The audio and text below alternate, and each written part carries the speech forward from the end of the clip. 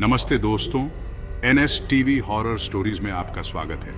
चलिए बढ़ते हैं आज की कहानी की ओर। लेकिन उससे पहले कृपया वीडियो को लाइक जरूर करें और चैनल को सब्सक्राइब करना ना भूलें। हम आपके लिए ऐसी ही और भी दिलचस्प वीडियो लाते रहेंगे।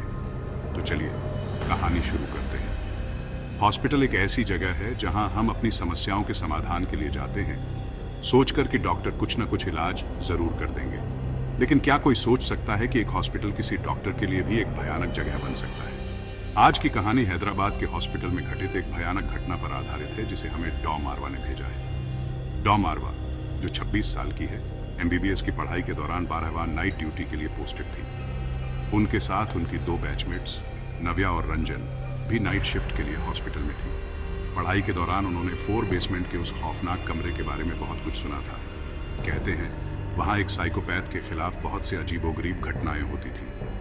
फिर एक आदमी की आत्महत्या के बाद उस जगह पर और भी अजीब घटनाएं शुरू हो गईं, जिसके बाद उस कमरे को बंद कर दिया गया। किसी को भी वहाँ जाने की अनुमति नहीं थी और चाबियां केवल सिक्योरिटी गार्ड अहमद चाचा के पास थी। मारवा, नव्या और रंजन तीनों अपनी पढ़ाई के साथ साथ कुछ प्रोजेक्ट्स भी करती रहती थी। उस रात हॉस्पिटल में ज़्यादा पेशेंट नहीं थे, तो उन्होंने सोचा क्यों ना आज 4 बेसमेंट जाकर उस जगह की तब्दील की जाए। उन्होंने चुपके से अहमद चाचा से चाबी ली और बेसमेंट की ओर बढ़ गए। सीढ़ियों तक उतरते ही अंधेरा छा गया और मारवा ने सबको वापस जाने के लिए कहा, लेकिन किसी ने भी उनकी बात नहीं मानी। जैसे जैसे वे सीढ़ियों से उतर रहे थे, नव्या की घबराहट बढ़ती जा रही थी, लेकिन उसने कुछ नहीं कहा।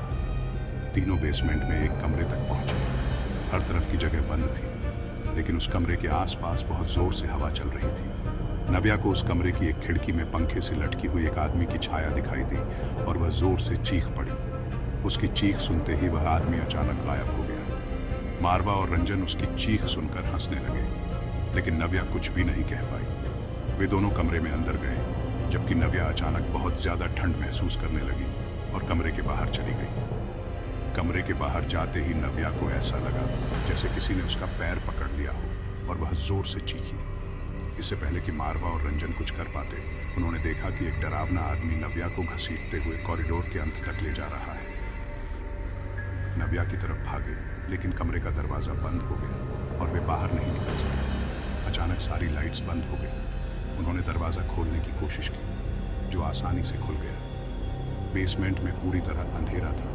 उन्होंने अपनी टॉर्च की रोशनी में देखा कि एक साया कॉरिडोर से बाहर निकल रहा था। वे साये के पास जाते ही जोर जोर से चिल्लाए और बेसमेंट से बाहर भाग गए। ऊपर पहुंचने पर उन्होंने अहमद चाचा और कुछ अन्य लोगों की मदद से नव्या को बेसमेंट से बाहर निकाला और हॉस्पिटल के बेड पर लिटाया। नव्या पूरी तरह ठंडी पड़ी थी और बड़बड़ा रही थी। सभी सीनियर डॉक्टर ये देखकर हैरान थे।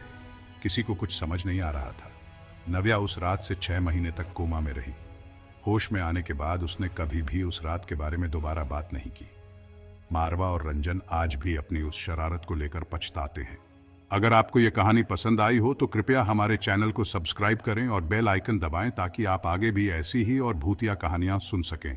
धन्यवाद।